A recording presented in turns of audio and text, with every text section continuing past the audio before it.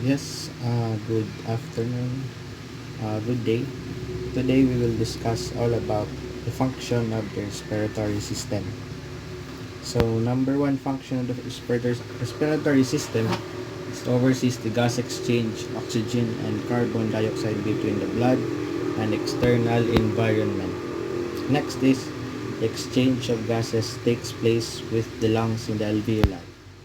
So, third is the passageways to lungs purify, warm, and humidify the air coming in. Then, fourth is shares responsibility with cardiovascular system. So, here it is. So, we have the organs of the respiratory system: the nose, the pharynx, the larynx, trachea, the bronchi or the bronchioles, lungs, and the alveoli. Yes. Now we will discuss all about the upper respiratory tract or the UPT. Yes. The UPT number one. Um, there is the sphenoidal sinus, the frontal sinus, pharyngeal tonsils, here, opening of auditory tube, we have three pharynx: the nasopharynx, the oropharynx, and the laryngopharynx. Then in the frontal sinus, we have cribriform plate of ethmoid bone, middle conchi, inferior conchi, external nares, then hard palate, the soft palate, the tongue, then the lingual tonsil, epiglottis, hyoid bone, then thyroid cartilage, the cricoid cartilage, the thyroid gland, and the trachea. So again, this is the three nasal mucosa. So again, these are the upper respiratory tract number one. Again, the three pharynx. We have the three mucosa, the pharynx, the nasopharynx, the oropharynx, and the laryngopharynx. So we have the paranasal sinuses. We have the frontal bone, sphenoid bone, the ethmoid bone, and the maxillary bone. So the function of the sinuses: lighten the skull, act as resonance chambers for speech, produce mucus that drains into the nasal cavity.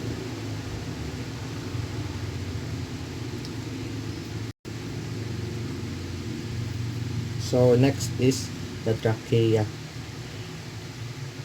The trachea.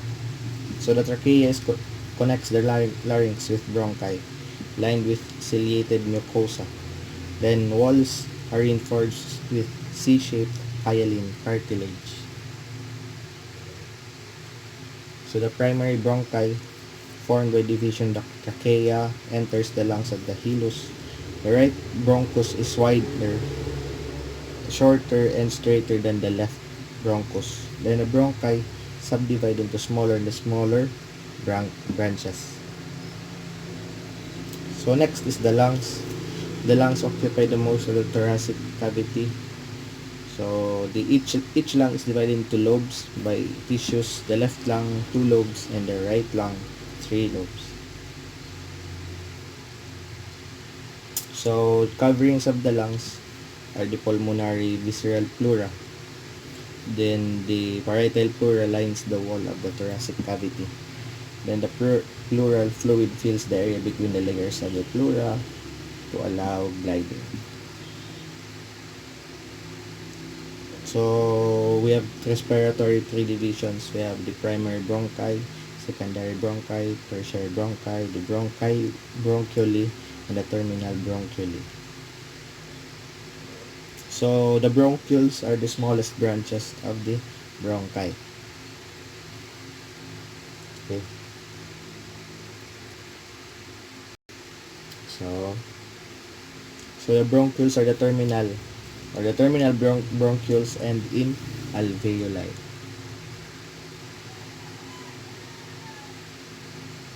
Then we have the alveoli. So the structure of alveoli, the alveolar duct, alveolar sac, alveolus, and it is the gas exchange.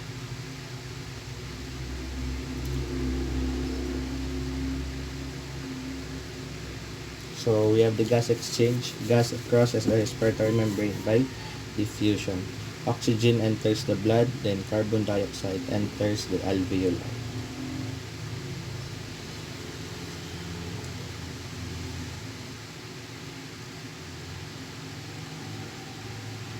We have the two phases of mechanics of breathing. We have two phases. We have the inspiration, flow air into the lungs, and expiration, air leaving the lung. So in inspiration, diaphragm and intercostal muscles contract.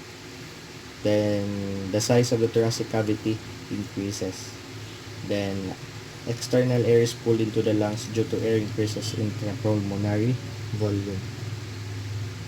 So next is the, when there's inhalation, there's also exhalation. So exhalation, largely a passive process which depends on natural lung elasticity. So as muscle relax, air is pushed to the lungs. Then forced expiration can occur mostly by contracting internal intercostal muscles to depress the rib cage.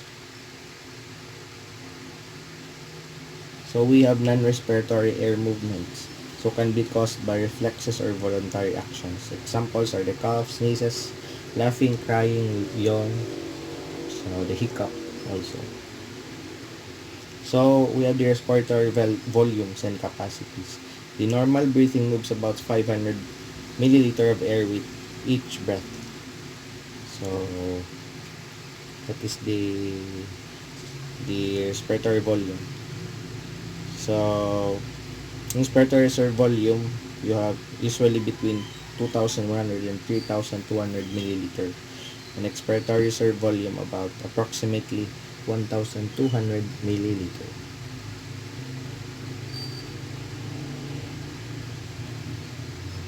So we have the respiratory sounds.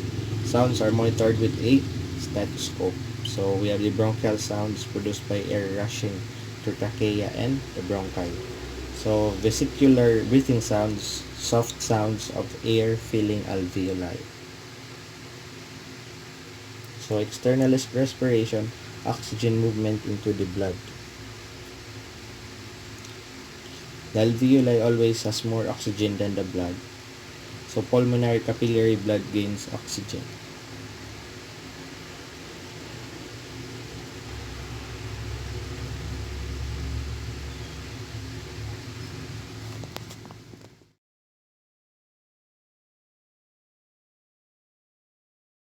Hi again. So earlier we discussed all about the respiratory system. Now we will discuss all about the digestive system. So the digestive system. So the food passes through a long tube inside the body known as the alimentary canal or the gastrointestinal tract or the GI tract. The alimentary canal is made up of the following: the oral cavity, the pharynx, the esophagus, the stomach, the small intestine, and large intestines. So to achieve the goal of providing energy and nutrients to the body, 6 major functions take place in the digestive system. So we have the ingestion, secretion, mixing and movement, digestion, absorption, and excretion. So the digestive system of body metabolism. Digestions break down in the ingested food, while absorption, passage of nutrients into the blood.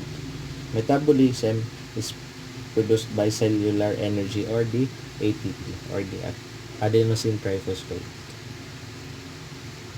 So organs of the digestive system, there are two main groups. We have the alimentary canal, the continuous coiled hollow tube accessory digestive organs. Okay. So organs of the alimentary canal, we have the mouth, the pharynx, the esophagus, stomach, small intestine, large intestine, down to the anus.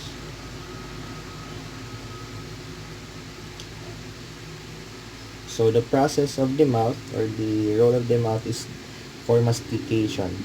So chewing of food. So mixing masticated food with saliva, then initiation of swallowing by the tongue, and allowing for the sense of taste. So the esophagus, it runs from pharynx to stomach through the diaphragm. Then conducts food by peristalsis. So slow rhythmic squeezing. Passageway for food only. So respiratory system branches off after the pharynx.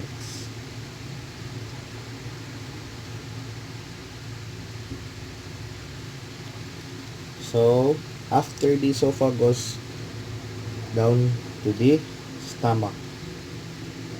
So we have regions of the stomach. We have the cardiac region near the heart, the fundus, the body, and the pylorus, or the funnel-shaped terminal end.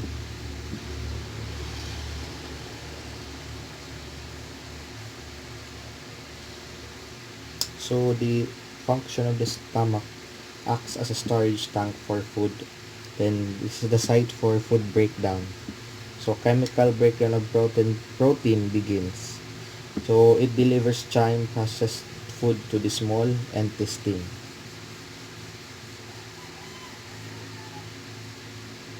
So the small intestine, the body's major digestive organ.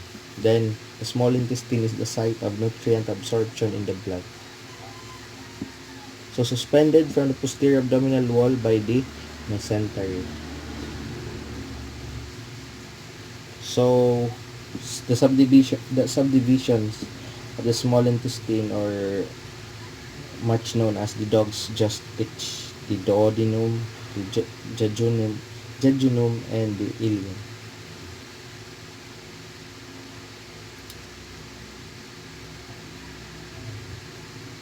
So if we have the small intestine, we have also the large intestine. So the large intestine is larger in diameter but shorter than the small intestine. Frames, the large intestine are the frames in the internal abdomen.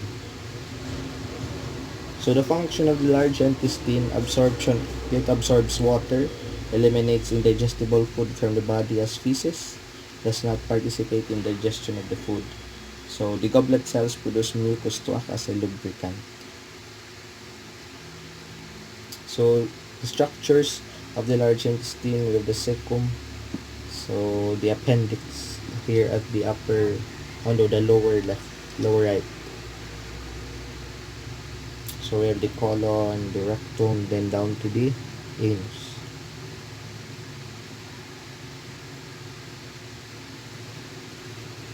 So we have the accessory digestive organs. The salivary gland here in the mouth, teeth. So we have the pancreas. You have the liver that produces bile, the gallbladder that stores the bile.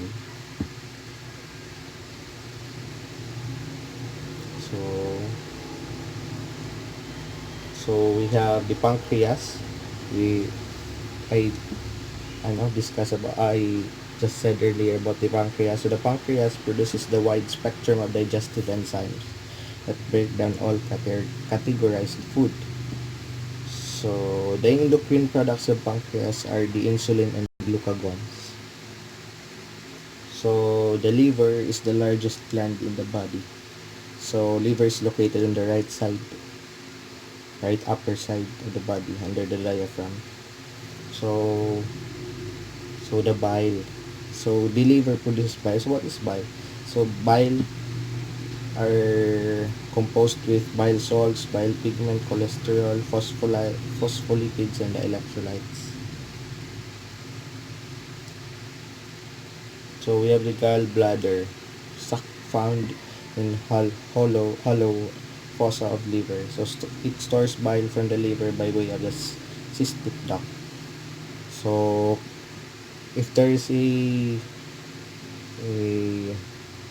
problem or obstruction, gallstones can cause blockages.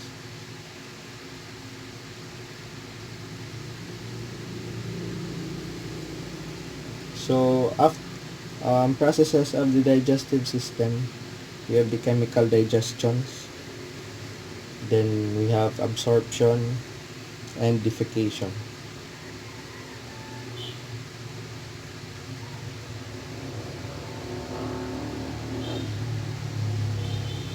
So again, recap the digestive system. So when you eat the food, enter your mouth, into your teeth, down to the esophagus, down to your stomach, to your small intestine, and on the large intestine to the not absorbed by the small intestine will go to the large intestine and go to the anus. Then that's all for the digestive system. Thank you.